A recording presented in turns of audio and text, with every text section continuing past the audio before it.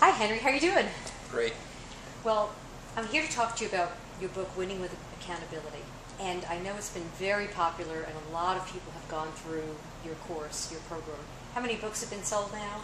Well, we know that over 11,000 have been purchased directly through the publisher. We don't know how many have been sold total.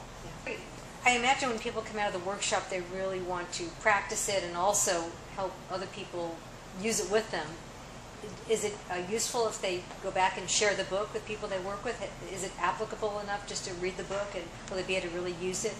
Well, the book was written to do a few things very simply. Since the average executive only reads the first 80 pages of a book, we wrote a 100-page book. So we figure if you're that close to the end, you're probably going to finish. The other is that it was written to give you intellectually simple, immediately accessible, and applicable ideas, and only 4 of them.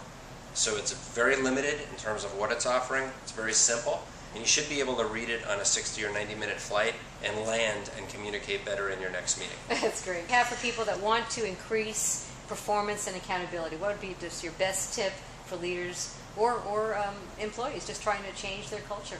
Well, first thing I would do is I would focus on myself and not on all the stupid people around me.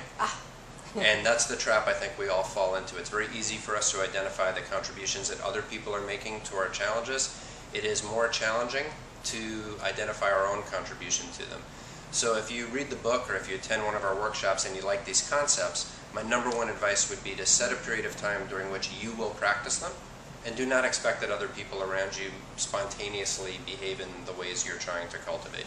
Leaders has been very effective at increasing their ability to hold people accountable, to have people have better performance, and in general, just communicate better in the workplace.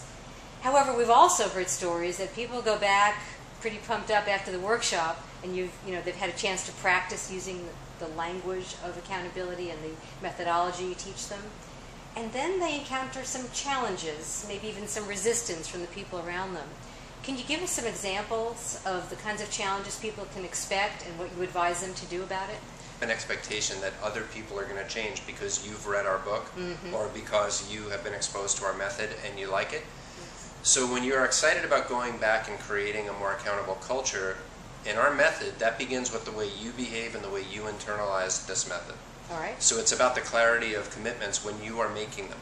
Okay. It's about the clarity in requests that you make of others. So everything boils back to you, not back to the organization. I've heard you often say that it's all about looking in the mirror and working on yourself.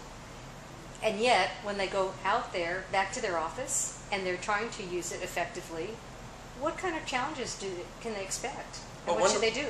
One challenge can be that if you start asking people that are used to dealing with you for a lot of specificity, and you've not done that before, they can interpret that as you suddenly not trusting them. They can interpret that as you having lost faith or confidence in their ability to perform at a high level. And so one of the things we encourage people to do that have been through our method is to go back to their teams and say, hey, I've been exposed to a method. I've set some developmental goals for myself. And I want to be better at being more specific when I make requests. I also want to be better at asking for more specificity when I'm receiving commitments from people. So if you notice me asking for more details or more information, that's part of my effort to develop myself. It does not imply that you're doing something wrong. Okay. And I hear you saying that with maybe their peers and the direct reports. What about when they use it with people above them, their own bosses? What kinds of challenges do people face? Well, that's a cultural diversity question. And I don't just mean cultural in regards to your country of origin. It's also your corporate culture. So within individual teams, some bosses, some leaders strongly encourage feedback and they love getting constructive criticism, but those leaders are rare. Most leaders will make the mistake of pulling rank. And they might say, well, Elaine, I appreciate that you're asking me when I'm going to keep that promise I made you, but why don't you worry about your own performance and I'll worry about mine. I didn't get here because I'm a dummy or because I'm low performing. And they deflect the accountability. And one of the things we do as a company is encourage leaders and help develop leaders who embrace and actually express appreciation for being held accountable to their own commitments.